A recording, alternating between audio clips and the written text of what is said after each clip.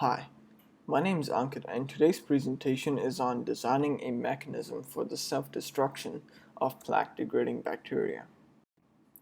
So the contents of today's presentation are to understand the motivation behind and the goal of the project, to get a brief bio description of the system, and to get preliminary simulation results and remarks. So the condition we're dealing with here is arteriosclerosis, where the plaque, which consists of fat, cholesterol, calcium, and other substances, builds up inside the arteries, and this can lead to heart attack, stroke, and potentially death. Now, the issue here is that cholesterol in moderation is essential for the normal functioning of cells, and that pure statin, like conventional treatments, may have issues regarding the excessive removal of cholesterol. Now, cholesterol is also a precursor molecule for the synthesis of several hormones and vitamin D. So my device here provides a much more controlled reduction of cholesterol levels, thus making it a more effective treatment. So the goal of the project is to design a bacterium that senses and degrades arterial plaque and self-destructs when the task is complete. And this comprises of 3 modules: sensing the arterial plaque, degrading the arterial plaque, and of course the bacterium self-degrading upon reaching a low threshold of cholesterol. Now, due to the time constraints, it's quite difficult to immediately design complex plaque degradation modules, so we will focus on the self-degradation aspect using a killer protein, in this case the CCDB gene. So this is a brief overview of the circuit model itself, and it utilizes cell-cell communication to speed up the signaling across bacteria. And let me explain further how this is going to work. So first, a membrane-bound receptor specifically binds to the cholesterol, but it's a release of cholesterol from a receptor that triggers release of inducer and initial circuit activation. And one issue, of course, we encountered was that of premature activation when administering to a patient. So a possible solution for this is to add an analogous compound during the time of administration with lower binding energies, and it essentially gets replaced by cholesterol in the system.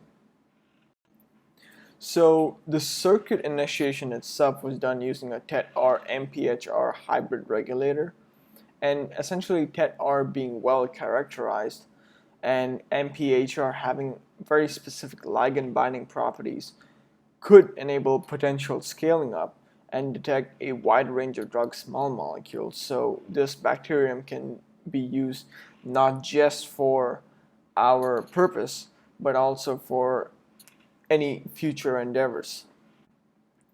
And these are the reactions that we use for the initiation of the positive feedback system. And essentially, the inducer released from the cholesterol receptor binds to TET-R-MPHR, represented by T in this figure. Parts of these equations were derived from a previous study that utilized AHL communication to generate killer proteins. So, essentially, and in this case, the T regulator itself, TET-R has a cooperativity of 2. Now, this can vary, but for our case, we want a higher cooperativity in the TET-R family of proteins. So we assumed a cooperativity of 2 in the equation for A, in this case, which represents AHL. So the AHL itself was utilized and the AHL induces LuxI promoters regulated by constitutively produced LuxR. Now the AHL activates itself, which creates a positive feedback loop. When you combine it with cell-cell communication, it allows for very, very fast response times and very high levels of generation of AHL. Now, this eventually would activate the CCDB killer gene. So these are the reactions that, of course, represent the same. And the rate constants for the production terms you can see here, where essentially a lumped parameter rate constant which combined all the lux I, lux R dynamics for AHL production. And the reason we did this, of course, was that if we could get a simpler equation model set that we could generate robust models from while still maintaining the realism of the model itself, then I think that's a good place to, or that would be a good opportunity to take forward. And over here, the production of AHL itself is directly proportional to A, as with a positive feedback loop, as well as the cell density N. Now, the cell growth dynamics itself were assumed to start from a steady state value determined by other device components, and they were represented by the following equation given here. And nothing too special, most of it's a first order process, except the decay term, the cell death term, is directly proportional to the concentration of CCDB kiloprotein. So that's where the effectiveness of the protein itself applies. And now, just to reiterate the model itself, you use the cell-cell communication by AHL to speed up the signaling across bacterium triggered by the TET-R MPHR inducer. And now we shall see how this system functions by visualizing the change in cell density over time. So what we observed, of course, was that there was a noticeable decrease in the cell density after 1 hour. Now the initial peak, of course, has a lot to do with the initial growth term of the cell density, but after some time the CCDB level reaches such a large magnitude that the cell death term overpowers the growth term and you observe the sharp decline. So we observe almost a complete cell death within an hour, which are pretty promising results. All of the parameters were were utilized from that previous study that we got the equations from as well. And the AHL degradation rate was set to an arbitrary value of 60. Now, if we increase the AHL production rate constant by even 1 order of magnitude, it significantly decreased the time for complete cell death by almost half with the same parameters. And these are very promising results. So another interesting point was that the cell density itself at steady state was found to be directly proportional to the increase in and maximum concentration of CCDB kiloprotein. Now, one issue we were particularly worried about was that an increase in the cell density would possibly decrease the level of CCDB, because that would cause that premature peak production.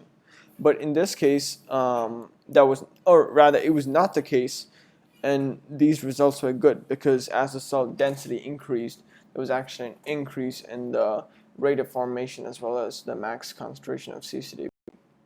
Now, as we increase the AHL dilution rates, CCDB levels decrease, which was expected, but the actual dilution rate itself results in very low CCDB levels. And the actual dilution rate, of course, is determined by the physiological arterial blood flow rate. So in future studies, and if we want to take this further, we're going to have to model the dilution rate in physiological conditions much better to understand if our system is going to work or not. And so just to conclude, just to provide a brief conclusion of our system, the self-degradation mechanism of bacteria displays the appropriate functionality with simplified modeling. Increasing the steady-state cell density or the AHL production rate constant, or even decreasing the AHL decay constant, improve the level and rate of CCDB production as well as cell death. Now, more accurate determination of AHL degradation constant due to the arterial blood flow will be needed to determine the feasibility of the actual implementation. And also in future studies, we could do spatiotemporal analysis that will give a better picture of the dynamics across a population of therapeutic bacterial cells, and this could be conducted in future studies, like I said. So thank you all for listening, and this was my presentation, and here are the references. Thank you.